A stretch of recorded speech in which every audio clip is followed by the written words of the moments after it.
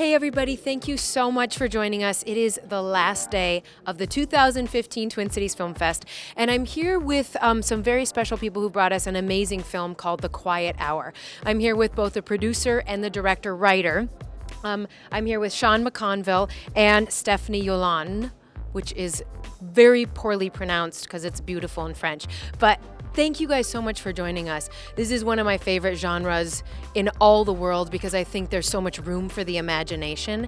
As a writer, can you tell us a little bit about how this concept came to you? Yeah, the concept came about when I read The Birds, a novella by Du Maurier, not the movie by Hitchcock, which was very different. But the novella was really about a farmer protecting his family against a flock of birds attacking them. But what I liked about it was the idea that when the tide was up, the birds attacked human beings. When it was low, they would just remain quiet. So the spaceships, in a way, the birds kind of became the spaceships in my film. So I guess that was the first part for the story, and also I wanted to make my first feature film, so it had to be kind of contained.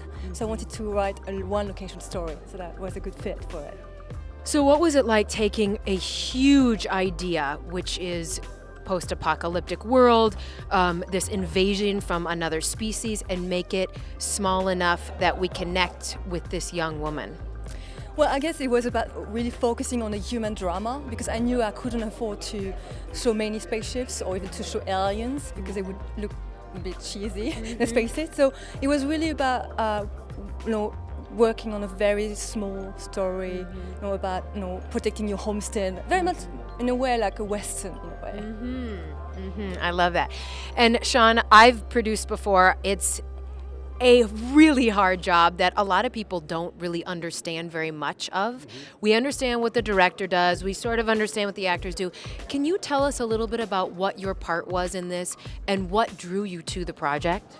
I was involved from the start, from when Stephanie had the initial idea, so I helped her develop it into a screenplay and then develop the screenplay further so it was ready to shoot. So you're involved creatively in the project from the beginning, but also you have to find the financing. And though this is a very small film, it's still very difficult to get money to make movies because it's incredibly risky, and everyone knows that. So we're looking for people that want to be involved in the film industry as much as it being an actual investment.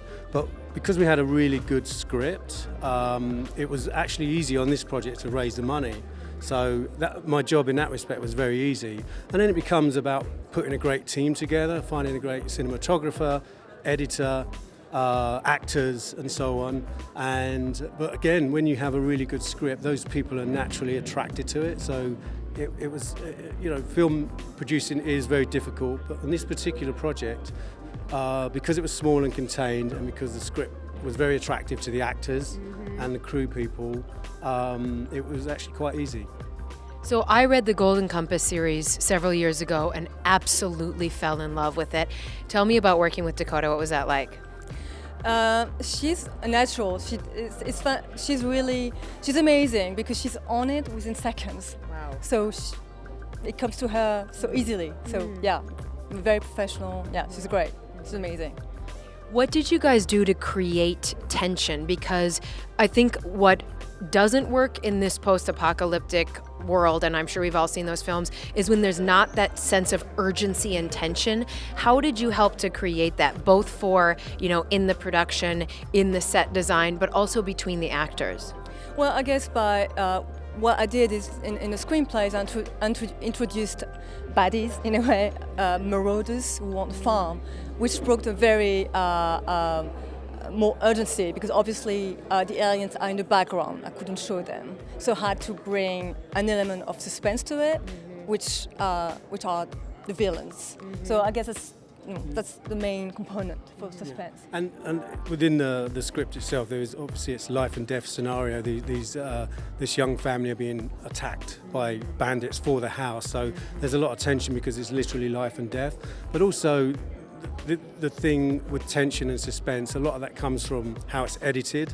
and the score and the sound design. So a lot of that tension and suspense comes via post-production as much as the script, actually.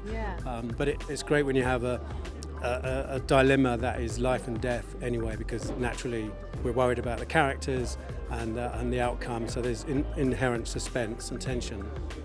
Well, I have my tickets. I'm very, very excited to see this film. I've just heard tremendous things about it. So thank you so much for bringing this to the Twin Cities Film Fest. We're very excited and very happy to have you here. And we hope to follow your guys' careers and see the next wonderful story that you decide to tell. Thank you. Thank you so much.